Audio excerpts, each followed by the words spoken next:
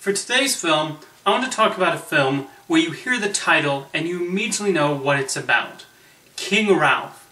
This is a movie I'm surprised hasn't become a meme, purely for the title alone. This is often considered a bit of a joke movie, the joke being that it's just about John Goodman being king. And that would be right. Except I have to admit, I enjoy this movie. It's not some groundbreaking comedy by any means, but you know what? It's sweet, does have plenty of moments that make me laugh, and John Goodman completely owns this role. What not a lot of people know about King Ralph is it's partially based on a book. Titled Headlong and written by Emlyn Williams, it seems that they mostly just took the book's story structure and gave it a more comedic flair. However, this is primarily a star vehicle for John Goodman, and he is quite lovable in the role. I don't think Goodman gets nearly enough credit for how versatile he is, whether it's King Ralph, or the Flintstones, or Barton Fink, or 10 Cloverfield Lane, or Speed Racer. He is able to subtly transform into a number of different characters. Even his various voiceover roles feel distinct from one another. He launches headfirst into the role of Ralph, and the script allows him to have different emotions upon being handed the throne. Goodman's likability as Ralph also goes a long way in making sure King Ralph doesn't get too cliché.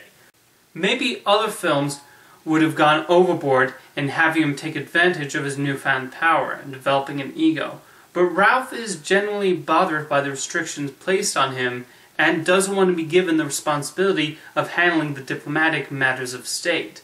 Not because he wants to take it easy, though that's a small part of it, but also because he does not trust himself and fears he could potentially start a nationwide crisis.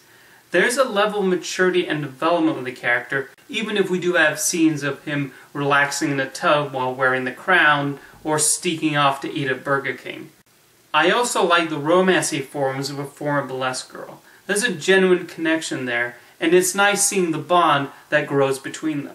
Speaking of which, I guess when Universal put this set together, they just looked at the PG rating, but didn't realize this was the 1991 era PG. There are a lot of risque jokes and scenarios in King Ralph one wouldn't necessarily imagine being in a family film. Moving on, Pete O'Toole also brings some class to the production as Ralph's secretary, and one can see how he has equal amounts of annoyance and respect for Ralph and tries so hard to appease him and make him a part of the royal family. Uncle Vernon even shows up long before Harry ended up on his doorstep and when he was a lot nicer. I won't pretend King Ralph is entirely original, as the plot owes just as much to the Frank Capra classic, Mr. Deeds Goes to Town, as it does to the source material. And not all of the material entirely lands. John Hurt mostly exists as your usual antagonist who wants Ralph off the throne for his own diabolical reasons. However, you can tell Hurt is clearly enjoying himself, as he often did in many of his roles.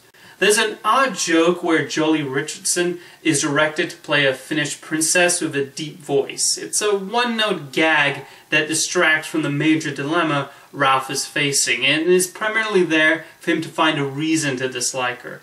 But it's at least followed by Goodman performing a piano number to a Little Richard song, so that's fun.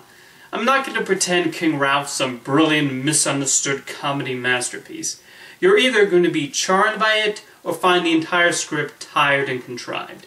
I honestly wonder how well the film would hold up if it wasn't John Goodman playing the lead role. Sometimes you just want to watch a pleasant Sunday afternoon comedy that makes you smile and feel good. And that's where I stand with King Ralph. I recommend giving this one a look if you happen to catch it on Netflix or on television. See you next time.